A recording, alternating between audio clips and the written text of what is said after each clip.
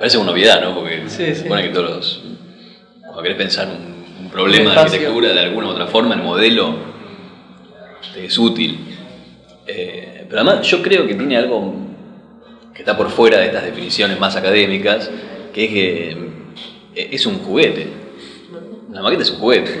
Es linda de ver, linda de tocar, Los Legos. Sí, está fabuloso, está fabuloso. Pero tiene un montón de virtudes académicas, pero al mismo tiempo te pone en una condición infantil que te vuela la cabeza. Y ahí ves, y además es loco eso, cuando te pasa a vos en el estudio o ves a otros, viste, tipos grandes, asomando la cabeza, es genial, sí, te volvés nene otra vez. Te volvés otra vez. Después podrás decir que sirve para testear en escala, las condiciones del espacio, material, está todo bien, eso lo hace y podemos escribir un manual de lo bueno que está en ese sentido. Pero me parece que es muy divertido hacer maquetas. ¿Pero la usan para proyectar o llega al final, digamos? De las dos formas. Puede suceder de una manera o puede suceder de otra. Se arranca directamente en maqueta. Sí. Digo, no hay nada dibujado y estamos testeando cuestiones en maqueta. Y otros proyectos que hacemos la maqueta por fetiche. Claro. Sí. No, la queremos tener ahí, nos gustó el proyecto. ¿Y la hacen ustedes o la mandan a hacer? No, se hace acá en estudio. Siempre. En esas maquetas que son como de proceso, casi como imposible sacarlas afuera, o sea, es como nada, acá se va construyendo a medida que vamos pensando cosas, la rompes un cacho, le pones otro pedazo, le subís algo, le montás otra cosa y así se va medio construyendo, ¿no? Hasta que no sirve más la tirás y arrancás otra, o sea, como ya no soporta más modificaciones. Ya no se puede más, ¿viste? Igual de todas maneras me parece que, además de decir que es un juguete que es lindo manipular, pasa algo parecido a lo que hablábamos antes. No sé si es maqueta sí o maqueta no. Me parece que en las cosas que pensás tenés un montón de herramientas a mano que podés usar. Tendrás que ir viendo de qué se tratan, ¿no? Y cuáles son útiles en un momento y cuáles son útiles en otro. Sí, puedes tener más ganas también. Sí. O... Y a veces cuando tenés más tiempo, ¿no? No sé, alguna vez nos ha tocado... Que colabore. Sí, alguna vez nos ha tocado tener que definir cuáles eran las mínimas cosas que tenías que hacer para que un proyecto tenga sentido. Por ejemplo, no sé, un concurso que decidiste participar y tenías 2 semanas para resolverlo. Claro. Entonces, y bueno, está bien, che, ¿qué hacemos? ¿Nos mandamos una maqueta o no? Y por ahí tenés que aceptar que no podés y ver cómo sostenés un montón de otras cosas sin la herramienta de la maqueta. Y es también como un laburo que te pone a pensar algunas cosas, ¿no? Como está el trabajo ideal, las herramientas ideales, y después está todo eso metido en una agenda de la vida que a veces no es la más cómoda, no es la más ideal. Hay que ir acomodándose. Sí. O sea que en realidad no hay procedimiento que se repita mucho a la hora de arrancar algo, ¿no? Yo creo que algunos rasgos sí. En general se arranca, cada uno arranca como puede, digamos. Uno leyendo las bases. Otro. Pero mira, si vos me preguntaras cuál es no sé como procedimiento en el sentido, porque viste que a veces en un taller de lectura en la escuela, en la FADU, o en cualquier otra escuela decís, bueno, che, hay como unos protocolos del taller que vos querés cumplir y querés que los pibes, cuando están cursando, no sé, al final tengan como una idea ordenada de cuáles fueron las cosas que hicieron. Entonces ahí, por ahí tenés que volverte como más atento a las cosas que haces. Creo que la única que nos reúne en ese sentido dentro del estudio es pensar que lo que estás pensando vos lo tenés que contar a los demás y tenés que lograr convencerlos de que está bien, o convencerte vos mismo de que lo que estás haciendo está mal si te ponen en discusión las cosas que estás poniendo sobre la mesa. Eso, ahora, yo no sé si entraste al terreno de la arquitectura y estás en el terreno de las relaciones humanas, en el sentido de que estás trabajando con otras personas y querés como compartir, y además confías en que las cosas que están pensando los demás también te van a hacer sacudir las cosas que pensás vos. A veces sí. Bueno, sí. A veces no aportar nada. Es verdad. Pero después, una vez aceptado eso, los proyectos, no sé, hay muchas veces que ya lo tenés más o menos prefigurado. Sí. El proyecto que más o menos acordaste al comienzo se mantiene estable hasta el final. Y otras veces que es un ping-pong para cualquier lado. Entonces, cuando ves las dos cosas que terminan en algunas cosas que te parece que están bien, decís, ¿cuáles son los procedimientos? ¿Por qué uno fue de una forma y otro fue de otra? No sé, es un misterio. Para mí es un misterio. Sí, incluso miles de proyectos que arrancan como por un lado terminan en cualquier otro, digamos. No hay como una línea, ni como una metodología ni siquiera, me parece, ¿no? Lo que pasa es que hay, por ejemplo, si vos pensaras en... Yo creo que ese tipo de metodologías también depende mucho de las herramientas que decidís usar y cómo las decidís usar, ¿no? Si vos, por ejemplo, tuviésemos que hacer acá un ejercicio sobre la construcción de, no sé, de algo que podamos calificar como un espacio entre todos. Te doy una tijera y hojas de papel y media hora, por ahí todos podríamos acercarnos a distintas propuestas de algo que cumple y todas tener como una, no sé, como algunas cosas, algunas cuestiones de las prácticas en común. Ahora, si yo a vos te doy 2 años y en vez de una hoja te doy plastilina y nos vemos dentro de 2 años y yo mientras me quedo con fósforos, por ahí no encontrás cruces en común. Por ahí lo único que cumplen es que después habrás trabajado sobre alguna idea de lo que significa un espacio en el mundo, pero nada más. Sí, sí. Y en ese sentido creo que, no sé, por ahí tiene que ver con esto, con que las cosas que te tocan hacer en el estudio no son siempre iguales. En el tiempo, en la economía, en quién te las pide, en si las haces por un motu propio porque a vos te calienta hacerlas o porque estás de mal humor respondiendo a un pedido que tiene que ver con las condiciones del mercado, no sé. Entonces ahí me parece que hay un montón de cosas que por ahí no son fácilmente trasladables unas a otras. La pregunta que está buena es, bueno, está bien, esas no. ¿Y cuáles sí son trasladables y cuáles tienen en común? A pesar de que los encargos, no como el encargo en el sentido de alimentar, pedirte algo, sino las cosas que vos estás haciendo, porque son distintos, porque son iguales, que se parecen, no sé. Claro, yo me refería por ahí a si podrían definir en algún momento puntos en común en la manera de llegar a la forma, por ejemplo, ¿no? O no le querés decir forma no le quisiera decir partido, o sea, al contrario, ¿no? Claro, no, a la esencia sería del proyecto. Como, ¿es algo? ¿Pueden reconocer algo? No. Yo creo que o sea, no. es como que No. es una... No, yo creo que hay una cuestión más común en una búsqueda de cuál es lo que nos interesa. Hace un tiempo hubo una época en la cual sobrevivíamos documentando cosas. En un momento decidimos no hacerlo más eso, y hacer lo que nos gusta, de alguna forma, ¿no? Perdimos económicamente muchas cosas, no por no documentar, sino por tratar de perseguir lo que nos interesa, básicamente. Entonces, muchas veces los proyectos que hacemos son excusas para desarrollar algún tema, o hacer algo que queremos, de lo cual queremos hablar, o de lo que queremos discutir, que tenemos por ahí no tan literalmente explícito, decir, che, quiero hablar sobre tal cosa.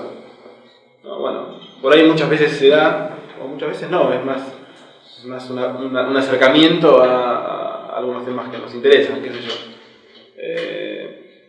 Y creo que de alguna forma, en todos los proyectos muchas veces terminamos hablando de lo mismo. Muchas veces hablamos de la ciudad, tanto en proyectos de casas, de proyectos entre medianeras, donde encontramos cuál es el hueco para lo cual hablar un poco más afuera del lote, o buscar qué concurso toma algunos temas urbanos que nos interesan, o cómo a partir de un programa público podemos vincularlo con, qué sé yo, me parece que se fue derivando con un tema que nos interesa. Y lo mismo lo pasa en la facultad, en relación a la forma de encarar la carrera, la materia de arquitectura desde una mirada muy fuerte en la ciudad. Y creo que hay poca reflexión en general. En general es mucho más una cuestión por ahí más de trabajar dentro del lote o como mucho hablas de una medianera o de la otra. Y nada, creo que hay muchos temas que después se ven en la ciudad, se ve construido, en cómo crecen las ciudades, cómo falta un poco esa reflexión.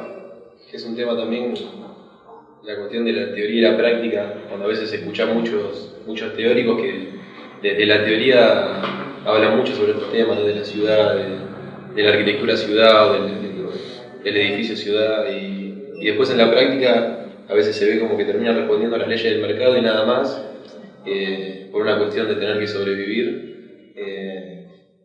También encontramos, capaz, mirando los proyectos de ustedes, ese tipo de reflexiones que nos parecen piola. Entonces ver también qué piensan sobre eso, porque después la ciudad salís a caminar y te da una cachetada, ¿no? Te duelen los ojos. Te duelen los ojos. Sí, es que muchas veces también nosotros, no sé, nunca o muy pocas veces vinieron a encargarnos un proyecto. Muchas veces los inventamos nosotros. Los concursos obviamente agarramos, decidimos hacerlos o no, pero los edificios que construimos hasta ahora, la gran mayoría fue un poco inventar, de conocer a alguien que quiere ahorrar plata o alguien que quiere comprarse un departamento y el otro también, entonces hacemos un edificio para ellos o lo que sea. Y hay una primera instancia de búsqueda del terreno donde es muy importante eso para nosotros, saber qué margen de acción nos deja, que no es simplemente diseñar la fachada, sino ver qué hacer con el... Muchas veces lo hablamos como desde el volumen de aire disponible, ¿no?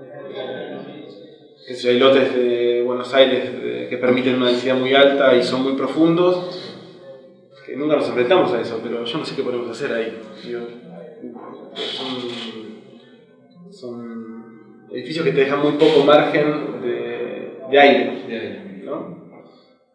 Y creo que a partir de ese vacío es donde uno puede empezar a moverse o pensar otras cosas. Sí, no quiere decir que no tengas una oportunidad grosa si te enfrentás a un problema de arquitectura que está como mucho más acotado. Por supuesto, es también un tema. Porque yo entiendo lo que vos preguntás, esto a grandes rasgos es hiperabierto. Ahora, si vos decís, bueno, está bien, pero si tuvieses que vértelas con una pieza que ni siquiera es de arquitectura, como a pequeña escala, ¿cómo orbita el problema de la forma en lo que estás pensando? Si es un problema, si no es un problema. No sé. No lo tengo muy claro. Yo prefiero pensar, y así es como más me entusiasman las cosas, que la forma sea sobre lo que estés trabajando, sea una película, o sea una pieza de arquitectura, o sea una pieza de diseño gráfico, es una herramienta que se activa en algún momento cuando conceptualmente te entusiasmaste con algo y te parece que está bien y que vale la pena ser investigado. Yo qué sé, ahora voy a decir, che, ¿y hay arquitecturas que dependen solamente de la forma? Bueno, eso te iba a preguntar, ¿no? No sé. Porque... No creo. Porque no creo. En realidad, qué sé yo, no sé. No sé, por ahí si como... te pones a revisar, por como ejemplo, forma de ícono. Ciertas formas que refieren a un ícono y entonces simplemente con cumplir una condición de ícono ya está, ya te canta todos los márgenes de tu condición de arquitecto. Entonces vos sabés que tenés que cumplir con eso, a través de una forma que refiere a un significado y punto, se acabó. Pero como si... Puede ser.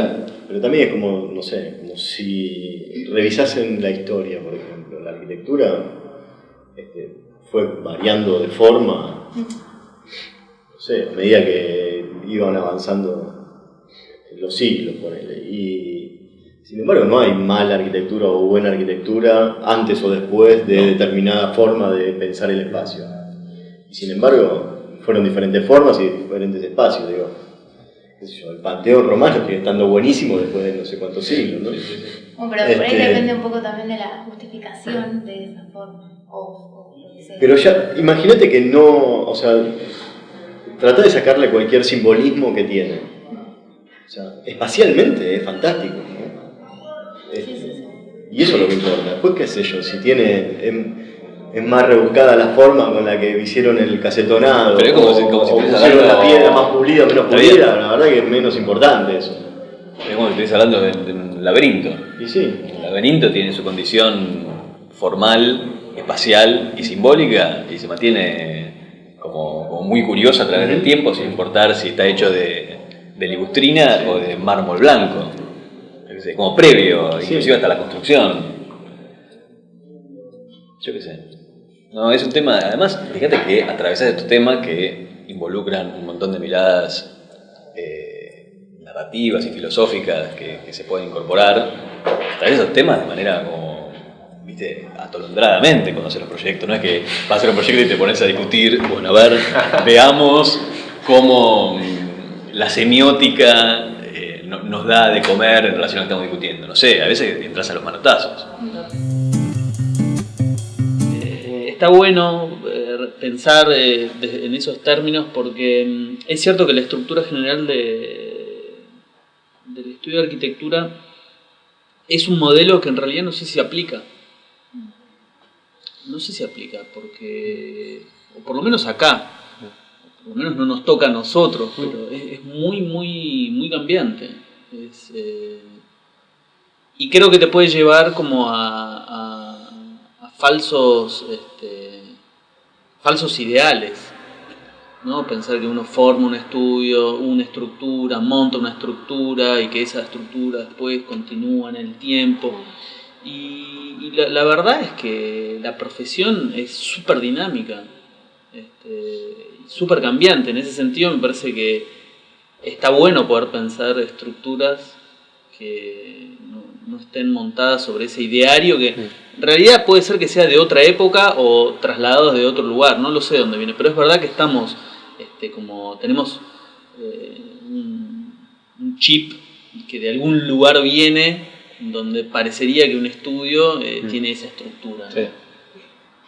Más en un tiempo contemporáneo, ¿no? Donde a veces como seguimos arrastrando formas de organización como tradicionales que van quedando desencajadas en los momentos que se viven. Y está bueno pensarlo desde ese el tema de esta cuestión del escalafón, claro, ¿no? de la pirámide, sí, de la pirámide, que cuando se convierte en horizontal,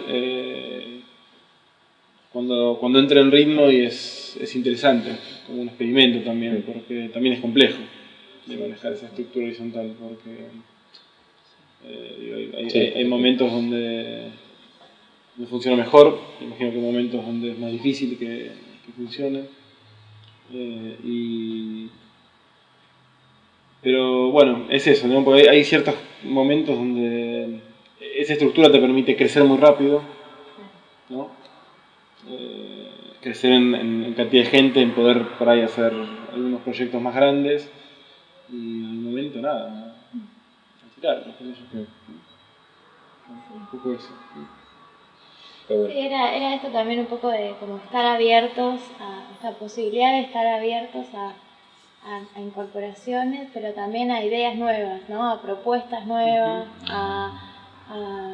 Bueno, sobre eso que estás diciendo y hablando sobre las estructuras más flexibles o dinámicas, habría que preguntarse también la incorporación de otras disciplinas, que uno por lo general tampoco las tiene tan incorporadas. Cómo por ahí cruzar con lugares o disciplinas que uno no las tiene tan presentes. Era un poco la idea. Es un poco la idea. Agregar, no sé, la psicología, la sociología. Es un desafío cómo llegar después a... Porque también hay una realidad y creo que no hay que... Creo que tampoco hay que caer en un imaginario o ético. A ver, básicamente, la arquitectura necesita de un producto.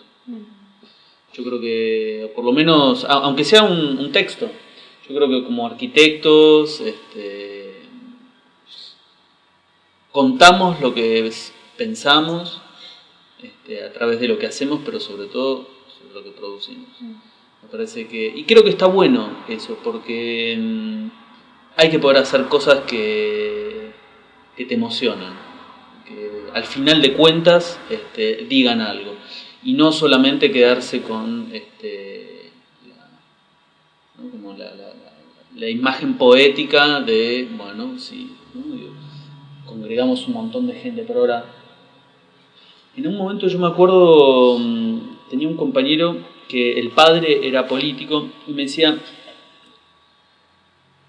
que la arquitectura tenía mucho que ver con la política, en el sentido que estás obligado a construir desde muchas realidades. Nos pasa hasta desde el estudio más pequeño que tiene que estar atravesado por la propia obra y la gente que trabaja en obra y la gente que el cliente, pero abriéndolo un poco más al círculo, cuando uno ya piensa en cuestiones más territoriales, urbanas, empieza a cruzar muchísima gente, muchísimas ramas. Ahora, todo eso está genial, pero tiene que poder llegar a algún lugar, tiene que poder haber algo que sintetice, y creo que eso es lo más interesante. Creo que nuestra profesión, al final de todo, creo que si algo nos enseña a sintetizar, ¿no? Y no sé si le pasa a otros profesionales, donde ven esta mesa, ven desorden. Bueno, ¿cómo hacer para que en esta mesa surja algo que vale la pena y que al final de cuentas logra emocionar? Y por ahí es un dibujo, una maqueta, una imagen y, por qué no, un edificio terminado, ojalá. Pero a lo que voy es toda esta idea de la pluralidad de voces en una mesa en torno a proyectos de lo que fuere. Creo que siempre tiene que tener la capacidad de poder lograr una síntesis poderosa. Sí, que creo que ese es el gran desafío, ser muchos y de muchos lugares.